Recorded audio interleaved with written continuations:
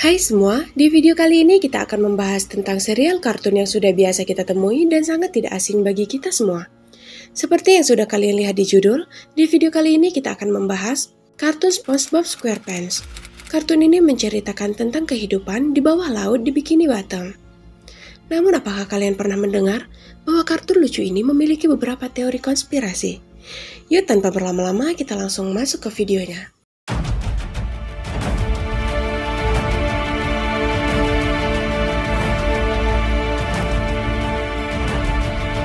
Sebelum masuk ke beberapa teori konspirasi tentang kartun ini, kita akan membahas sedikit latar belakang dari film ini. Pada awalnya, seri animasi SpongeBob SquarePants ini ditayangkan pada tahun 1999 di Amerika Serikat dan diciptakan oleh Stephen Hillenburg yang merupakan seorang animator dan ahli biologi laut dan akhirnya diterbitkan oleh perusahaannya yaitu United Plankton Pictures, Inc. Seri animasi ini berlatar di Samudra Pasifik yaitu di kota fiksi Bikini Bottom. Pemeran utama di film ini yaitu SpongeBob SquarePants merupakan spons laut berwarna kuning dan berlubang-lubang yang tinggal dalam sebuah rumah nanas dalam laut di kota Bikini Bottom. Ia tinggal dengan hewan peliharaannya bernama Gary yang merupakan seekor siput. Ia memiliki tetangga yang merupakan seekor gurita yang bernama Squidward Tentacles yang tinggal di dalam rumah Moai. Tetangga SpongeBob lainnya adalah teman akrabnya yaitu Patrick Star yang merupakan seekor bintang laut merah muda dan tinggal di bawah sebuah batu. Selain itu, ada juga Eugene Krabs, pemilik restoran Krusty Krab, dan ada juga Sandy, seekor tupai yang merupakan seorang ilmuwan dan tinggal di sebuah kubah anti air yang mempunyai sebatang pohon besar. Lalu ada Plankton, yang merupakan pemilik restoran Chum Bucket yang selalu berusaha mencuri resep rahasia Krabby Patty. Ada pula Paul Krabs, yaitu seekor ikan paus yang merupakan anak dari Tuan Krabs. Lalu ada Nyonya Puff, seekor ikan buntal yang merupakan guru pengemudi SpongeBob dan masih ada beberapa tokoh lainnya. Sekarang kita akan masuk ke beberapa teori konspirasi kartun SpongeBob.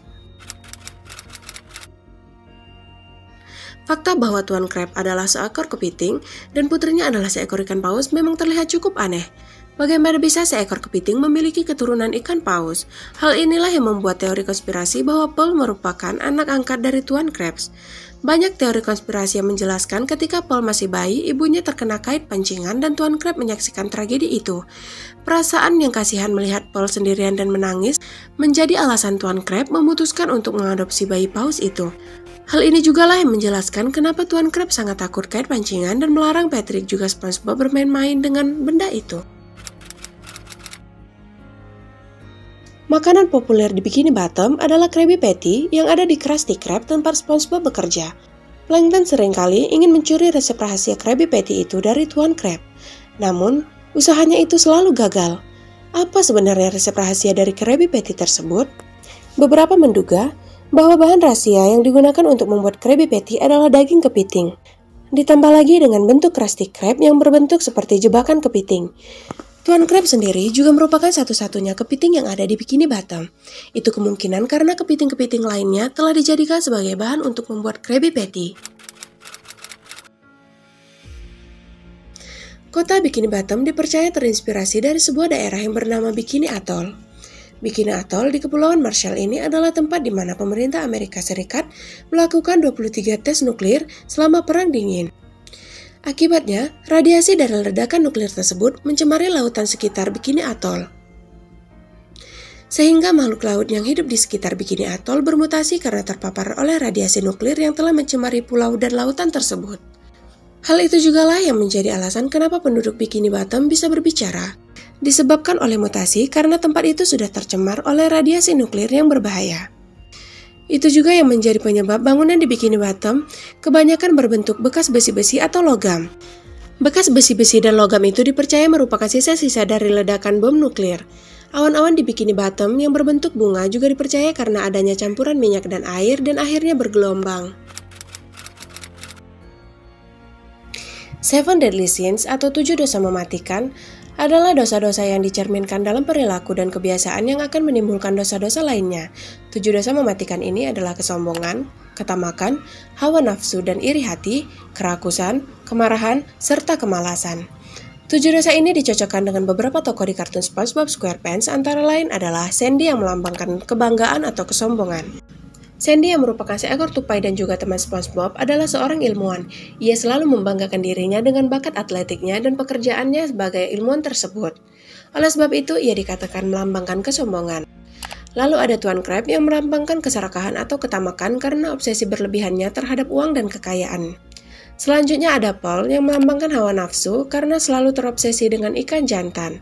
Kemudian ada Plankton melambangkan kecemburuan atau iri hati.